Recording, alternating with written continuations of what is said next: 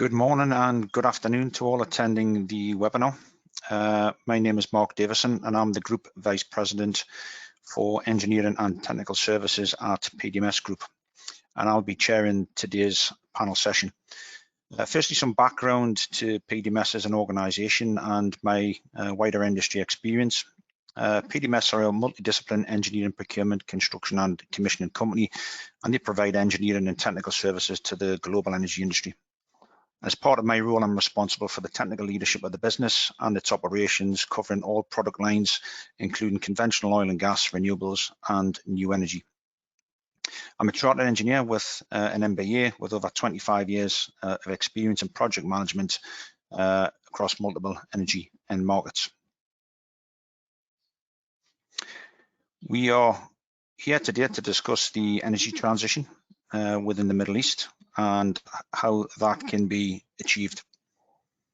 Between 1980 and 2022, temperatures across the Middle East and North Africa increased at a rate of about 0.5 degrees C per decade, which is well above the world average of 0.18 degrees C.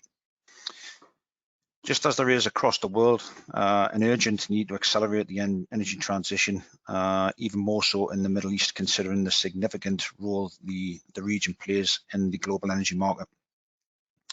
Calls for this shift are driven by the need to mitigate mounting climate impacts and the shift towards sustainable energy sources, which presents both challenges and opportunities within the region.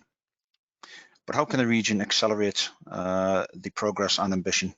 And today I'm delighted to be hosting this webinar to learn from a range of industry leading experts. Over the last couple of weeks, world leaders have come together in Dubai as part of the COP28 forum to discuss how reshaping the energy landscape can be achieved.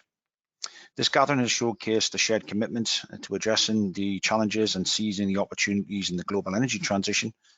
And as we delve into our webinar today, we'll explore the key takeaways and discuss how the global insights can inform and inspire progress within the Middle East. We'll just touch on the housekeeping first. So all attendees' microphones are automatically muted throughout this event. During the first few slides and introductions, you can post questions, and there will be a Q&A session at the end of the panel discussion. But please bear in mind, there's many questions. We'll try to answer as many questions as possible, but apologies in advance if we don't make it to your particular question. We will try to get through as many as we can within the allocated timescales. Shortly after the webinar, you will receive a link to a short survey. If you could please take a few minutes to provide feedback so we can take this forward to improve our future webinars. There will also be an opportunity to ask questions, and as previously mentioned, we will attempt to answer as many questions as possible. But we will be using Slido for questions, so please get your cameras ready for use now. Here is the QR code. If you would like to scan the code, it will take you to Slido, where you can ask questions of any of our panelists. So we'll firstly start with the introductions to the panelists who will be sharing their thoughts on the COP28 forum this week and the future of the energy transition within the Middle East. I'll start with Dr. Wahid Afzal, is a senior lecturer at the School of Engineering at the University of Aberdeen. Good morning, Dr. Wahid. Good morning, everybody. Good afternoon, depending wherever you are. My name is Wahid Afzal. I'm based in University of Aberdeen here in Scotland, where I work on sustainable process engineering for the last 10 years. Before that, I was at University of California, Berkeley, where I had my postdoc and Paris School of Mines for my PhD degree.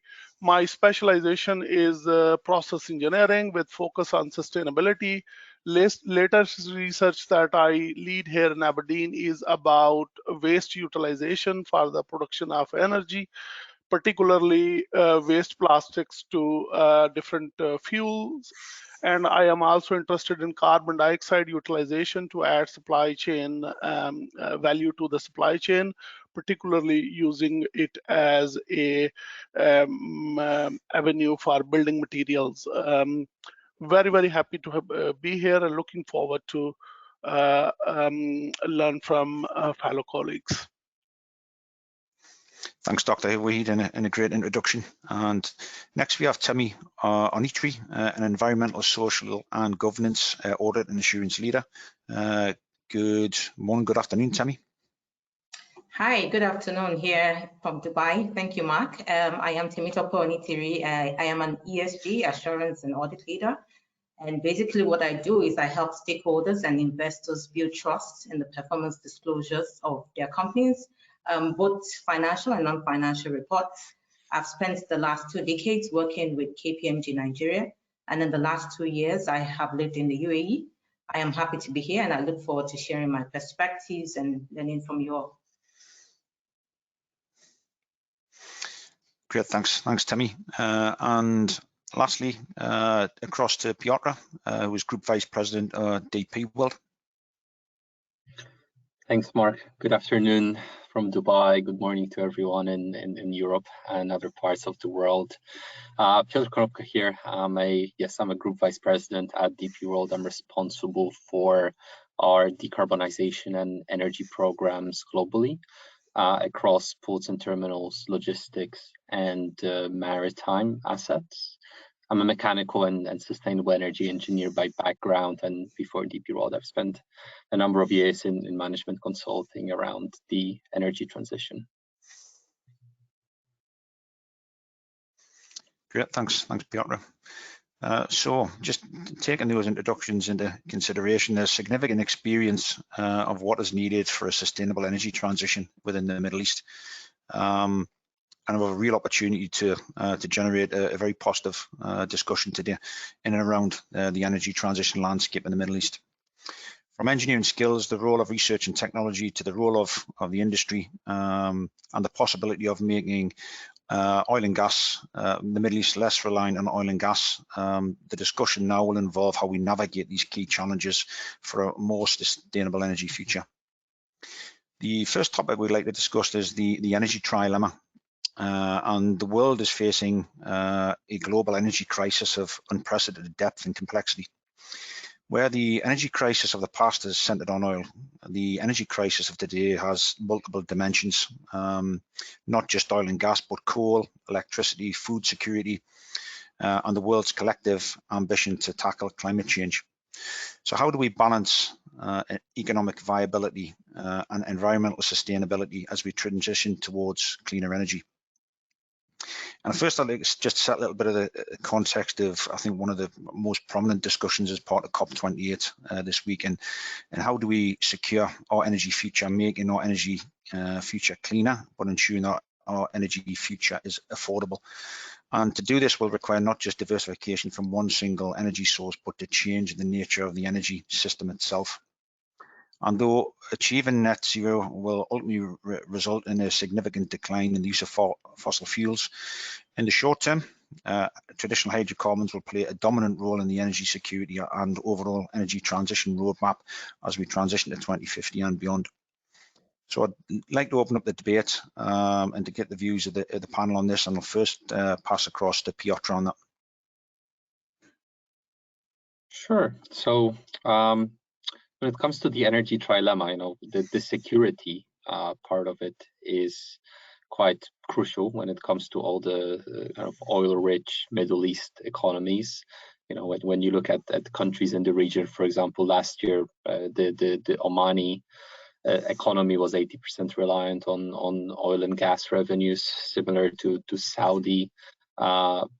In UAE, the proportion is a lot less because of the progress they've made in diversifying their economies. And I think that's where the major opportunity for the Middle Eastern economies really lies, right? The energy transition and the phase down or phase out, I guess the exact definition to be defined during COP28 of fossil fuels is a great push for these economies to diversify and reinvent themselves. You know, in Dubai, where I'm based, in fact, over 30% of GDP now comes through the free zone, that we're managing here.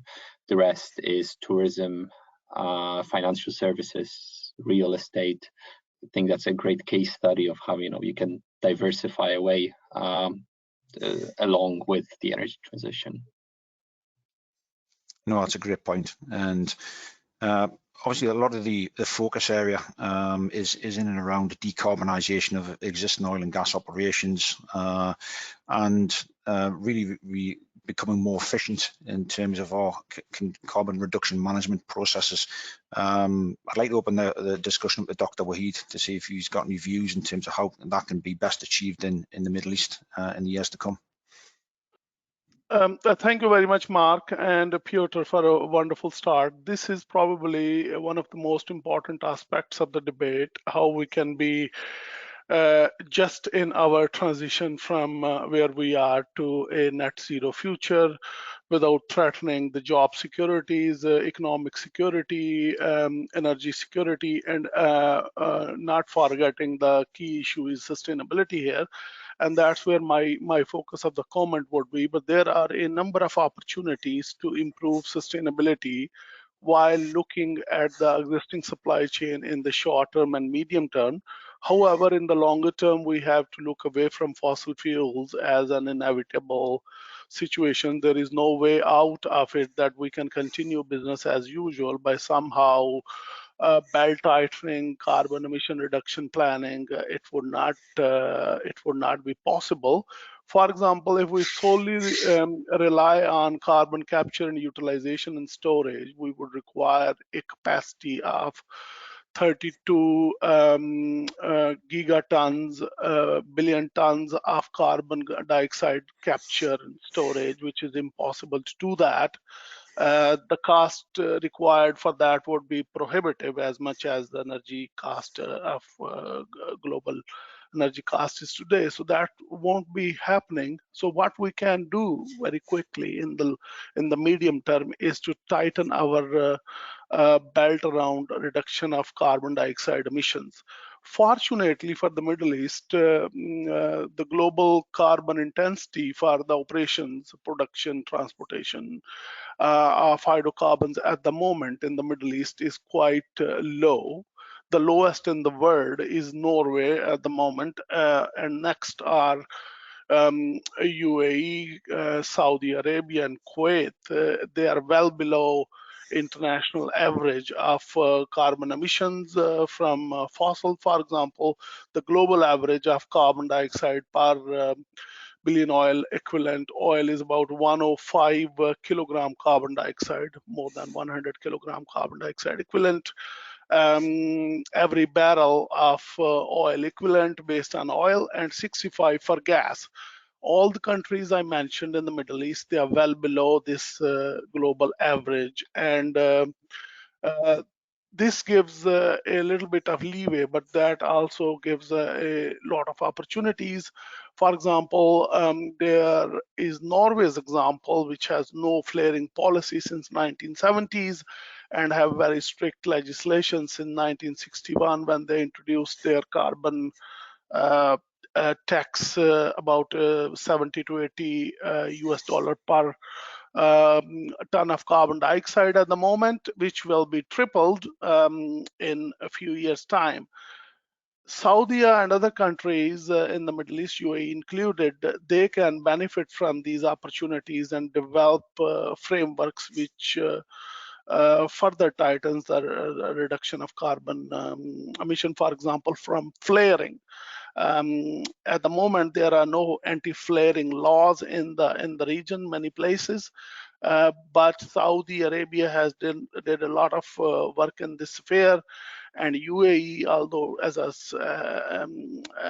country doesn't have as a union doesn't have a law, but ADNOC, for example, has introduced a no flaring policy. All these would essentially contribute towards the sustainability of it in the long to medium run. In the longer run, there are two aspects that I want to point out. One is the region's efforts to increase its solar energy and wind energy. nuclear energy as an option for low carbon, and also a few projects, not many, but few projects to diversify their economy by focusing on other minerals like lithium. As you know, UAE and Saudi Arabia has been working in this sphere, not only mapping their own mineral resources, which are very poorly mapped at the moment, but also developing refineries for high value minerals, which would have their own environmental impacts to study and manage effectively. But essentially, these are the opportunities for these countries to go eventually away from fossil driven economy. And of course, there are other lot of good news. For example, in urban development, UAE and Saudi Arabia are not just leading efforts in the region, but probably globally, looking at the very, very ambitious projects of NEOM and sustainable urban dwellings in Masdar and other places in UAE. Yeah, that's some great points raised there, Dr. Whedon. You touched on many technology and innovation solutions there, and to achieve our net zero CO2 ambitions, technology and innovation will be key to driving that transformation in the energy sector. What are the key research and technology innovations that hold the most promise in the energy sector, and particularly with respect to the Middle East and North Africa? I would say that the agenda for energy transition is the recipe is not necessarily specific for the Middle East. It's almost global, but however, there are elements where one country and region can focus on more than others. For example, at the moment, if you see energy mix of a lot of countries, Piotr mentioned economic diversification, but even in energy mix, they are heavily into gas and then oil. There are countries with 98% of reliance on oil and gas as two pillars. For decades, this has been the situation, but it's just only recently that these new development have seen largest solar systems installed in the UAE and largest projects announced in the Middle East, single parks for the solar. So advanced solar power technologies, they are well developed, they are competitive at the moment, globally at least. And locally in Middle Eastern countries, there are a lot of countries which are actually committing to that. Oman, for example, has identified hundreds and thousands of kilometers of land for the purpose of renewable solar. Concentrated solar power is another element for when we have the desalination power issues there. Technology is expensive, upfront cost is high as a major problem, but there are a lot of opportunities for the region because they need drinking water. Offshore wind, onshore wind is another element. There's a huge project, several projects on hydrogen, whether it's an abated hydrogen based on fossil fuels or renewable hydrogen. At least at the moment, there's a lot of commitments, and in next 7 to 8 years, huge developments in this region. Another issue which is important for the region is their grid. Their grid is not capable of dealing with diversified sources of energy. So smart grids and its digitization is another issue. ADNOC has, for example, did a great job in electrification of its assets, but as a country, a lot of countries in the region, they have very stable supplies, so intermittent, and those elements need to be taken care of. So the grids need to be updated. Huge investments would be required. Nuclear energy, I just mentioned, there's a huge opportunities at the moment. UAE has developed a remarkable model of dealing with the security issues around nuclear and also how to capitalize by developing exceptional cooperations with other countries. One thing that I want to mention, which is probably the most important, I think, in the short run, is the energy efficiency. Energy efficiency is a major activity. Lot of European countries has introduced carbon reduction legislation where there is a mandatory requirement for the organizations of certain size and nature to report their scope 1, scope 2, and scope 3 emissions. And this is the way where the region has to go. They should tighten their internal legislations around the reporting of carbon emissions in a comparable and in a fair manner. It's absolutely important. Unless we don't do that, we don't have reliable data. Another aspect which is leading at the moment discussions is carbon capture, utilization, storage. Large activities has been introduced globally. First of the kind and second of the kind plants has been developed in other parts of the world, like Canada and the and US and UK has its own exceptional strategy to deal with that, and there are several projects that, as we know, for example, in UAE, that we can see carbon capture, utilization, storage and kicking up. Of course, this carbon dioxide will be used for production of more fossil fuel, but this is essentially making carbon intensity lower in the full supply chain. Electrification and transport can be another thing. And the final thing before I'm taking a little bit more time here is the national policy and international collaboration, which should be the key part of it. A lot of European countries, UK included, we have exceptional capabilities, exceptional track record, excellent practices, organizational and in academia and research. We know what to do, and a collaboration would be absolutely essential to deal with this multifaceted challenge. Yeah, I'd like to just hold on that point about international collaboration. You made some really good points there about different technologies that have been adopted and applied at scale, particularly in Europe. Offshore wind is an example they touched on there about policy and monitoring and reporting of carbon emissions. And I think we are all in different regions at different stages of that journey, and we've seen that by the number of international clients that we are supporting. So just considering that international collaboration piece, but particularly with respect to the Middle East, how can knowledge sharing from different regions, different locations help to expedite a more sustainable energy future? And I'd like to pass that question to Piotr. Wouldn't Temi be a good one to answer this one? Let's pass it on to her. Yeah, happy for Temi to speak to that one. Okay, so you talked about international collaboration, and one of the things I've seen, for example, with the UAE government is in the last couple of years, you've seen more financing, not only with projects in the UAE, but also with projects outside of the UAE. So, for example, I know that UAE has, invested almost 50 billion in projects outside of the UAE. And it's all part of the collaboration with respect to the energy transition, because at the end of the day, when you accelerate energy in the UAE, it's also important that you use that influence in other regions.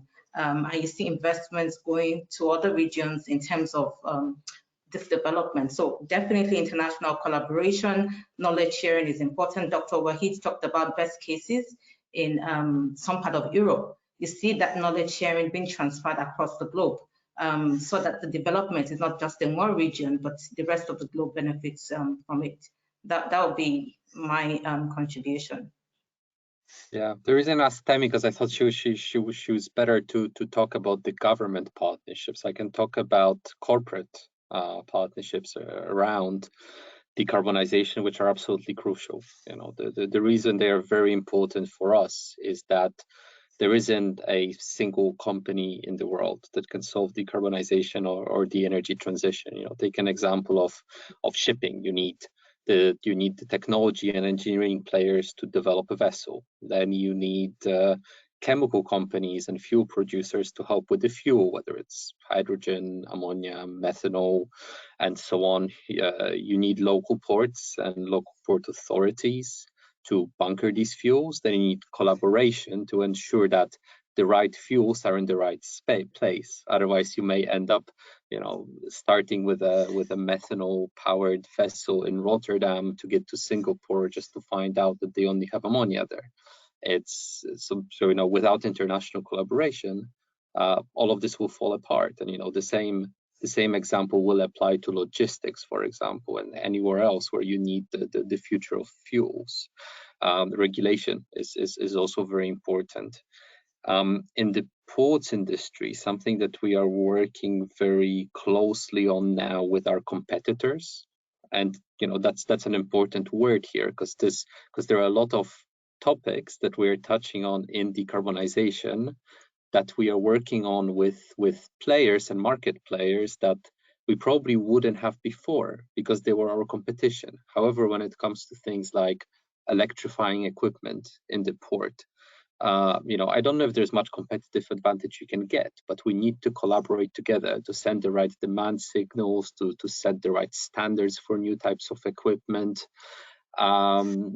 you know, so that we can collectively decarbonize as an industry, you know, recognizing that climate change is the challenge of our lifetime.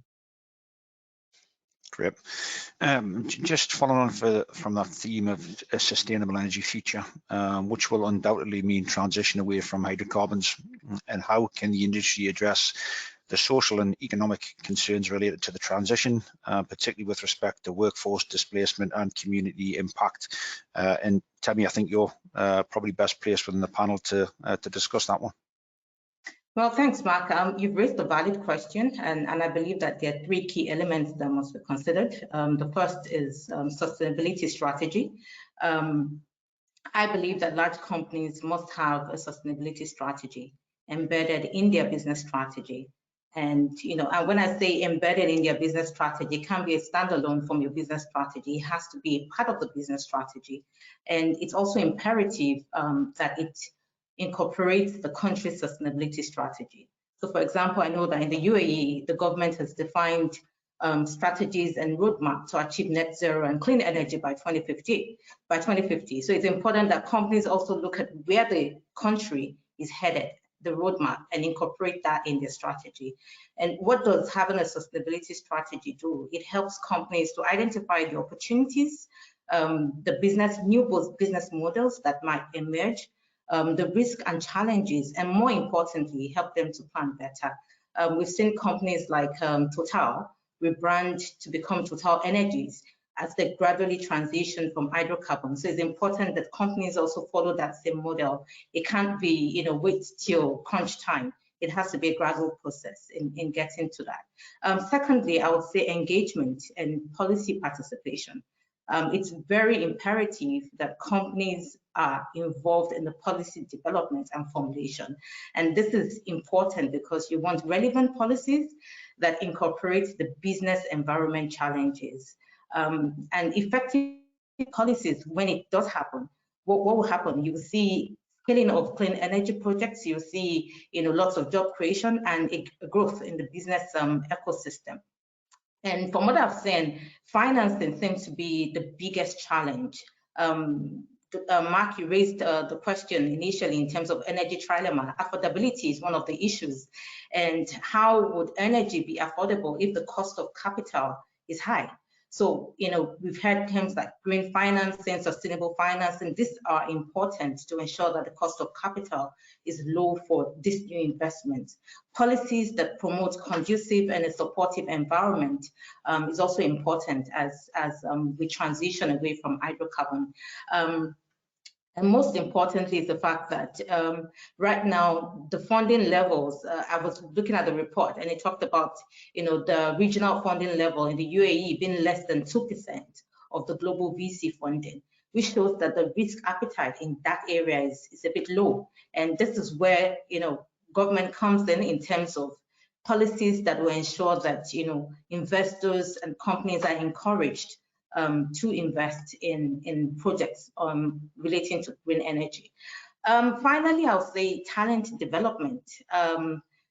It's important that companies accelerate employee education, training, and reskilling in preparation for transition.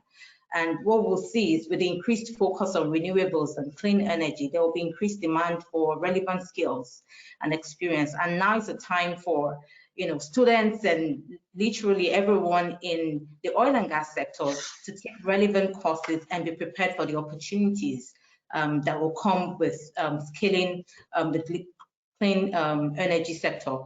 And finally, I'll say, investors and industry will play a big role in supporting new ideas and entrepreneurs through seed funding and mentorship program.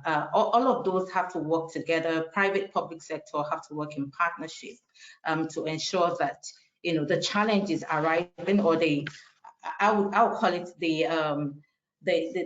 challenges. I'm looking for the right word. It just keep my mind, but the unintended consequences of transition. It's an opportunity on one hand, but the unintended consequences can be better managed if there is better private-public sector collaboration and participation. That's a really great points there. And I think, and obviously just keeping on the theme there of international collaboration and where the opportunities are in the Middle East, I think, diversifying the energy basket is a huge opportunity for that particular region, given the incredible potential for renewable and low carbon energy sources, and considering the location of the Middle East, in potentially integrating electricity grids across the Middle East, North Africa, Europe, Southeast Asia, something you touched on earlier in the conversation, Dr. Waheed, presents a huge opportunity to accelerate the energy transition while addressing national economic priorities across those regions and driving that global collaboration piece in support of a collective net zero journey. I think there's a huge opportunity there for the Middle East.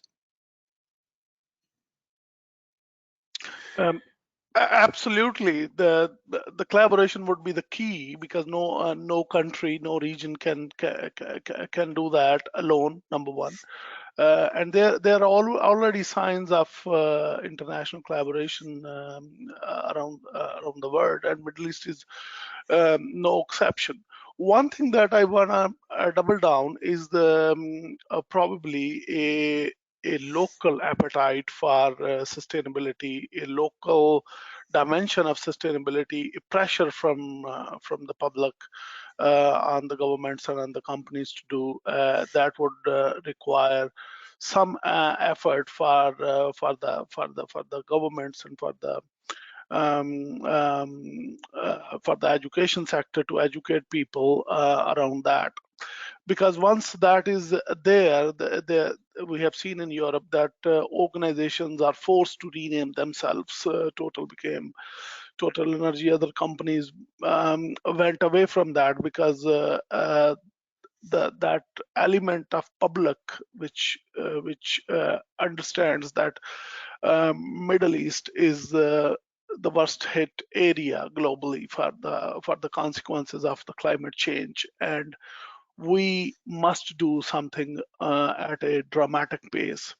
I'm going to give an example of Saudi Arabia. Saudi Arabia tripled the costs of electricity and gasoline and diesel in the recent years.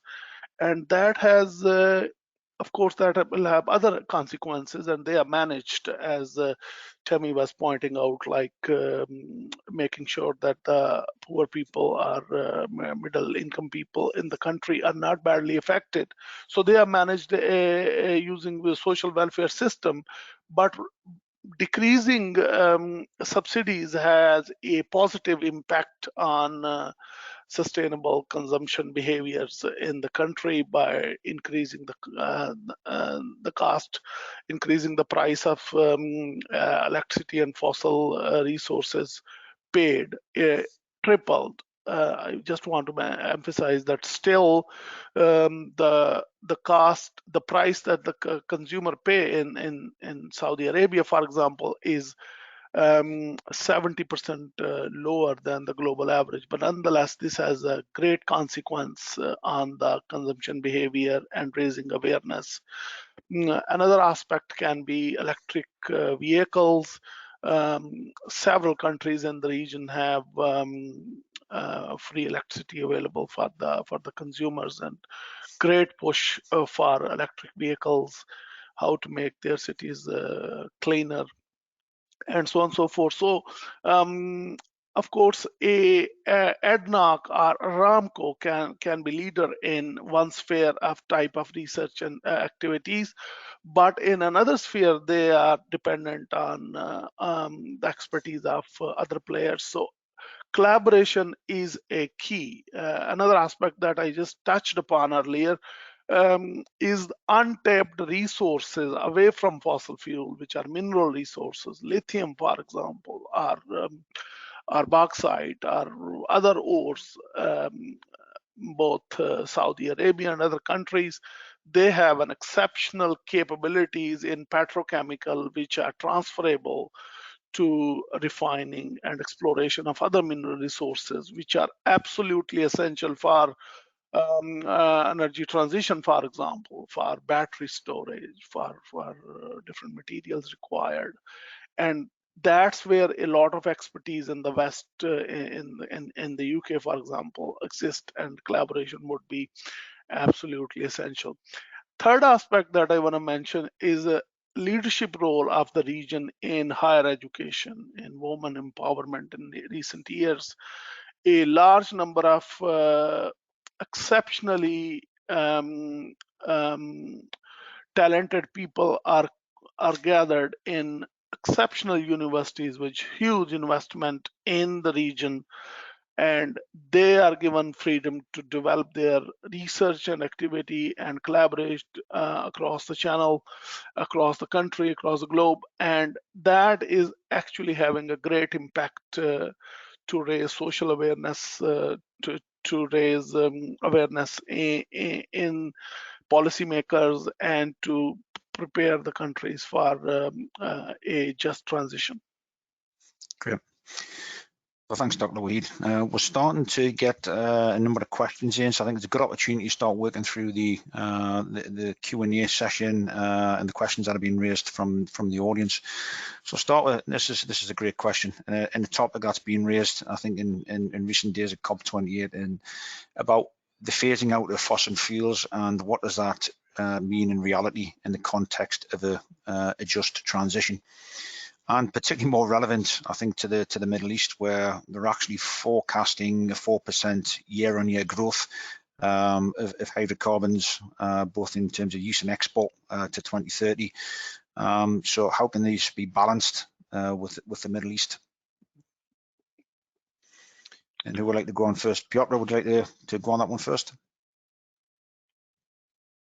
Yeah, of course, I'm not in a position to comment on behalf of the government and the local energy companies. However, from the perspective of a global transport player, we are working on complete phase out of the use of fossil fuel in our operations. In fact, by 2040, we want to get rid of all the diesel equipment in ports and terminals. We soon have some methanol capable vessels entering our maritime operations, hoping to scale it up towards 2050 to have all of the vessels running on either batteries, methanol, or ideally, ultimately, ammonia's methanol. It's important to remember that methanol still has the carbon atom. So, of course, the carbon emissions are significantly less than bunker fuel or diesel, but they're still there. So maybe ammonia is the ultimate solution, but in general, time will show. But in that sense, from the global perspective, our entire decarbonization strategy focuses on absolute phase out of fossil fuels. I think there are two driving forces. One is the decrease in the global demand, which can be a pitfall as well, but the decrease in global demand would eventually help to phase out fossil fuels, number one. It seems that the Middle Eastern oil and gas will stay there longer than many other because of low cost of production, so they can still be viable when the prices would be low.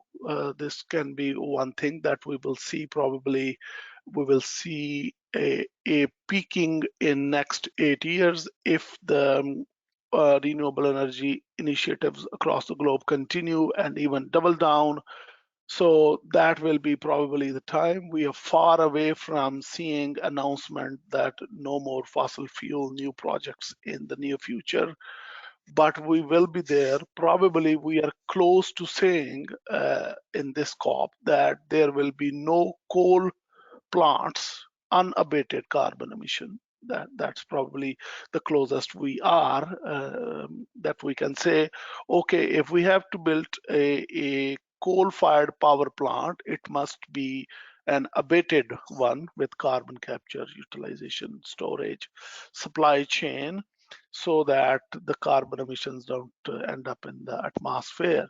This is the closest we are at the moment. Probably we would be in a couple of years. But to say that we have peaked or we are going to be peaked very soon, this ain't going to happening soon because of energy security, for example. And there are other out-of-the-box situations. Think about Russia-Ukraine war, which has forced Qatar and United States and other countries to increase LNG capacity by 20 to 25 to 35% in the coming years. So that would mean that there will be huge emphasis on LNG in the coming years. Huge investment has been made, huge pledges has been made because of the upfront cost. So this will mean that, okay, we will be transitioning away from more polluting coal and oil, but we would still be in LNG, which will be very expensive, which will still not be low carbon, but nonetheless carbon footprint is significantly low than coal and than liquids. And can we use that infrastructure later on for hydrogen, ammonia, ethanol, methanol, and other energy vectors? Probably yes, with retrofitting. I'd like to also quickly chip in terms of practicability. You know, recently there was this headline on the Lego business where they had said they were going to ditch oil-free Legos, but then they realized that it would increase their carbon emissions. So I'd like to chip in terms of practicability. So yes, ultimately we have to reduce fossil fuels and all of that. But it's also important to look at the practicability and also the alternatives. By the time we scale investment in the alternatives, Dr. Waheed talked about demand. When the demand for fossil fuel reduces because of alternatives that you can use, definitely it would phase it out. So that's my contribution. You've got another question in from the panel. Do we feel like enough has come out of COP28 over the last couple of weeks with respect to carbon reduction targets, not just in the Middle East, but globally?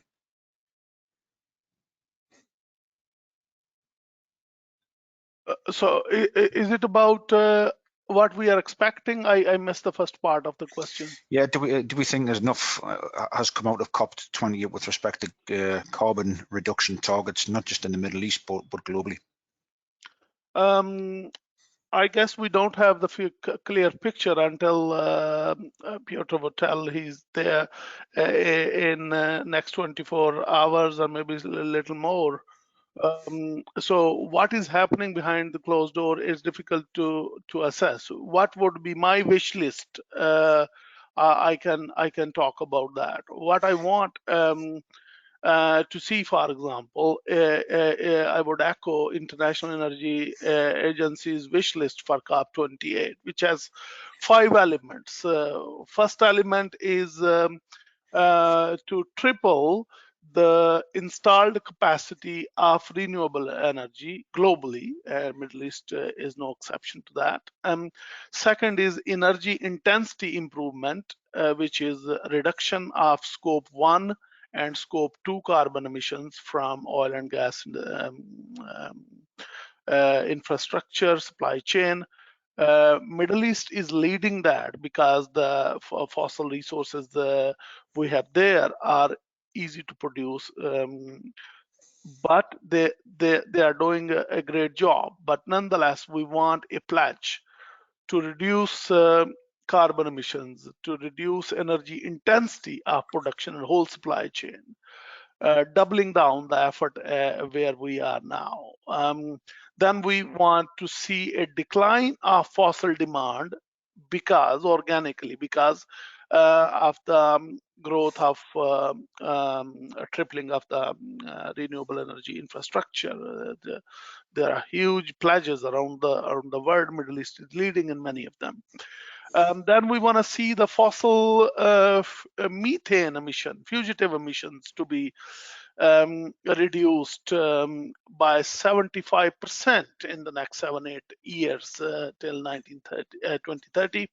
For example, using no flaring policy, legislations around that if required, not just the pledges like ADNOC has, but the legislations which forces companies to do that. And then want to see the clean energy investment tripling, about 3 trillion per year by 2030 to do all of this. And it's not just installation of renewable infrastructure, but also the whole infrastructure needs to be revamped.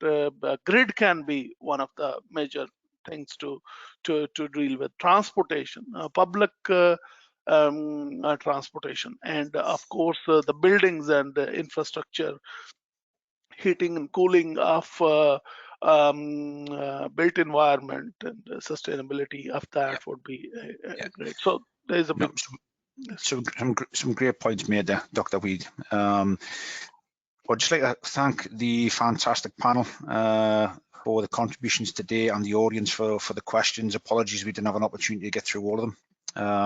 I'm sure you've agreed this was a very invigorating conversation, and as we get ready to wrap up COP24, we will be certainly keeping a keen eye on how and to what extent the energy transition within the Middle East will evolve moving forward. You can tune into a recording of our session later on the RSK website, and please share on social media using the hashtag #ActOnESG. So thank you all for attending the session today, and we look forward to future webinars and events with RSK. Thank you.